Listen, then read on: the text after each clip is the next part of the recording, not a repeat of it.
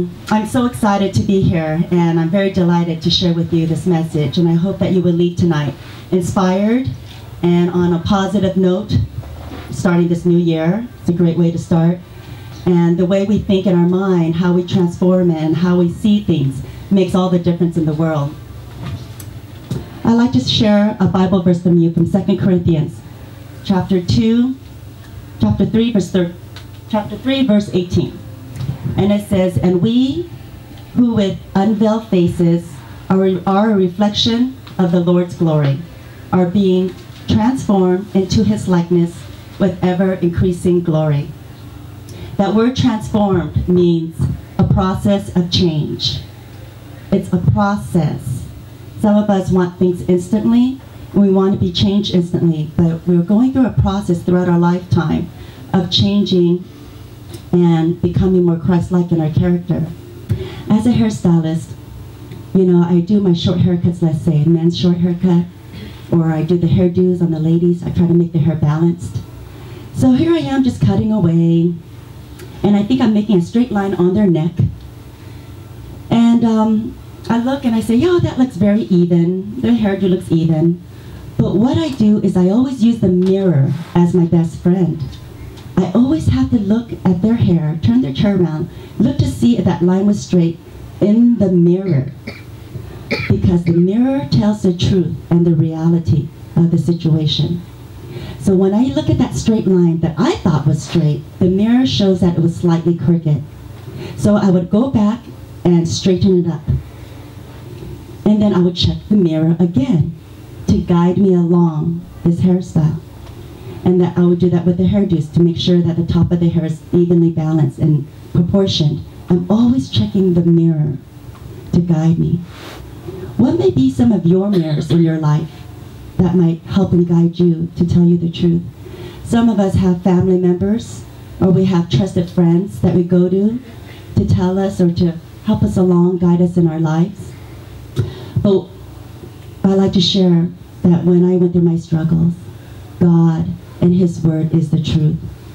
He tells us the truth of who we are, and he guides us in the right path that we should go in our lives. Jesus says, "I am the way, the truth, and the life, and the truth sets you free." So we need to take a look at ourselves in a mirror. I brought a mirror here. I like the song from Michael Jackson that some of us might be familiar with. It's called "Man in the Mirror." And he says, if you want to make the world a better place, take a look at yourself and make that change. It all starts with one person, it truly does. If we try to make a change within ourselves first, it's like a domino effect. It evolves to other people, the goodness, and that person evolves to other people surrounding us. We have to take a look at ourselves in the mirror. There are two minds in us. There is the subconscious mind and the conscious mind. The subconscious mind has been programmed with all the negative words, ideas, or lies that has been embedded in your head from the past or from somebody that has said all these negative things. And that overrides our conscious mind, and it takes over our daily lives. Some of the negative words may be, "You're not worthy. Who do you think you are after making so many mistakes? You're not forgiven. You can't do this or that. You're stupid." I mean, all of these words that has been embedded in our subconscious mind overrides and is programmed that keeps playing over and over again like a tape recorder. And it overrides our conscious mind. So what we must do is consciously, with the Word of God, fill our minds, erase the negative words and lies and thoughts that prevents us from growing, and fill it with all the goodness of God's truth. All the goodness of God's truth is, you are worthy. You are the apple of God's eyes. You are forgiven. You are more than conquerors. You can do all things through Christ who gives you strength.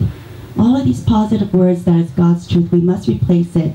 And take a look at yourself in the mirror every day and actively erase those negative words and replace it with all the promises of God's truth, of who we are, God's child. It is very important to do that. On John 10:10 says, "For the thief comes to steal, kill, and destroy. I have come to give you life and to have life abundantly." The thief, he wants to steal from us. He wants to kill us. He wants to destroy our lives, but we cannot allow him to do that. Jesus says, I have come to give you life and to have it to the full, abundantly. So we have to really take on this fulfilling life that God has in store for us and not be entrapped with the enemy's ways of distracting us from our walk with God. There is a cathedral in Europe, famous cathedral, big church. And in this cathedral on top, there are beautiful paintings of angels, heavenly hosts, all of God's glory on top of this cathedral. People will come to visit this cathedral and they will just look up at the paintings and just be in awe and mesmerized. But many of them cannot hold their neck up for a long period of time. They might get neck aches, they might get dizzy, things like that. So they decided to build a big, large mirror on the ground. And they put a rail around the mirror. So people can just step up to the mirror, lean against the rail, and look down at that mirror comfortably. And guess what you saw when you looked down at the mirror? It was a reflection of the paintings, the reflection of all of God's glory. You were able to see from the reflection of the mirror. We are a reflection of God's glory. We are the mirror of God to the people that is around us. And he wants to transform us. And we're always going through that process of change. But we have to take it little by little with obedience and trust that he has a good plan for us in our lives. I would like to conclude by saying it is very important for us to have a good and right mindset, a good and right perception in life, and a good and right faith in order to see a brighter future and to have a hope for change today.